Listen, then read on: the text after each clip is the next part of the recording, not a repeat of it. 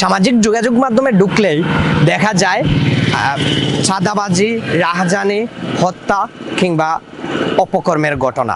তো সেই সব অপকর্ম নিয়ে সাধারণ মানুষজন কি ভাবছেন, তাদের ভাবনা কি রয়েছে, সেটি আমরা সিলেটের সীমান্তবর্তী উপজেলা জকিগঞ্জ থেকে দেখানোর চেষ্টা করব।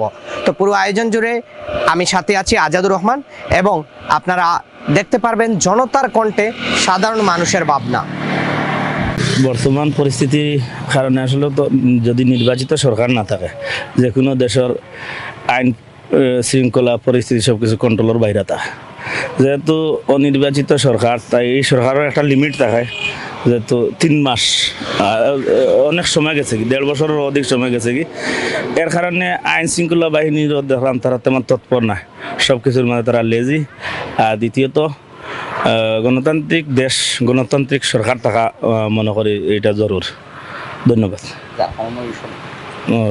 কারণ কোনো জনপ্রতিনিধি নাই তো আসলে আসেনি, যারা আসলো তারা তো অলরেডি আউট হয়ে গেছে। আর যারা এখন বর্তমান পরিস্থিতিতে কোনো এমপি নাই, ইউনিয়ন চেয়ারম্যান তাকেও নাই, সংসদ নাই, এই দেশের পরিস্থিতি সে কন্ট্রোল করবো। তাই এই দেশ কন্ট্রোল করতে হইলে যত তাড়াতাড়ি সম্ভব নির্বাচন দিয়ে একটা নির্বাচিত সরকার আইয়া দেশ কন্ট্রোল করতে পারবো, ওটাও আমি মনে করি। ধন্যবাদ। বর্তমান যে দেশের পরিস্থিতিটা আসলে খুব দুঃখজনক লাগে, কারণ এরকম পরিস্থিতি আমরা আসলে দেশবাসী আশা করি না। আমি বাস্তবে আমার পক্ষ থেকে আমি দেশবাসীর জানাইলাম যে শান্তি শৃঙ্খলা আমরা পরিবেশ চাই। যারাও এই ঘটনার সাথে জড়িত তাদের বিচার হোক, বিচারও আয়তানা হোক, সুষ্ঠু বিচার হোক, এটাই আমার বক্তব্য। বসুন্ধরা ডায়াপেন্ট এখন আরো উন্নত। এই হট এয়ার থ্রো টপশিট দ্রুত শোষণ করে সোনামণিকে দেয় কোমল অনুভূতি।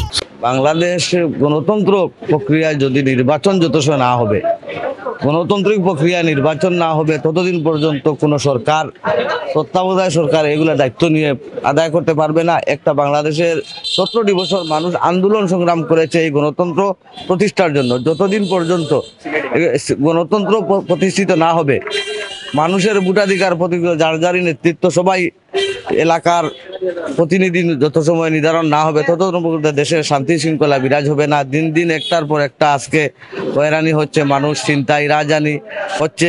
এইসব বন্ধ করতে হলে অতি সত্বর নির্বাচন দিয়ে এই দেশের মানুষের প্রতি জনপ্রতিনিধিত্ব ঠিক করার পর প্রশাসনও ঠিক হয়ে যাবে, এই আশা আমাদের।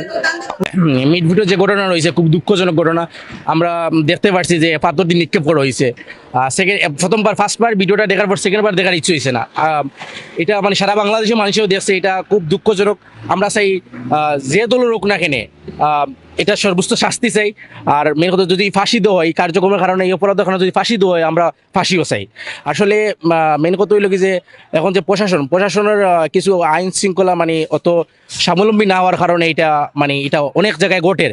আজকে সুহাগ খালি মরছে না, অনেক ক্ষেত্রে কয়েকদিন আগে দেখছি যে ছাত্রদলের একজন, যুবদলের একজন বাইরে মানে রক কাটা হয়ে গেছে। আসলে এটা হলো আইন শৃঙ্খলা দুর্বলতার কারণে আমি মনে করি এগুলা প্রতিনিয়ত আমাদের বাংলাদেশে ঘটতেই আছে। তো আমি চাই যে অপরাধী যে হোক না কেন সর্বোচ্চ শাস্তি চাই।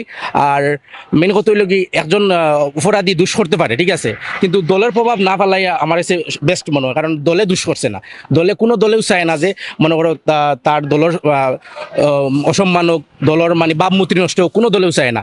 এখন আমরা চাই সর্বোচ্চ দাবি, সন্ত্রাসীদের কোনো দল হয় না, সন্ত্রাসীদের কোনো দল নাই, সন্ত্রাসীদের একটাই দল, ওরা সন্ত্রাসী।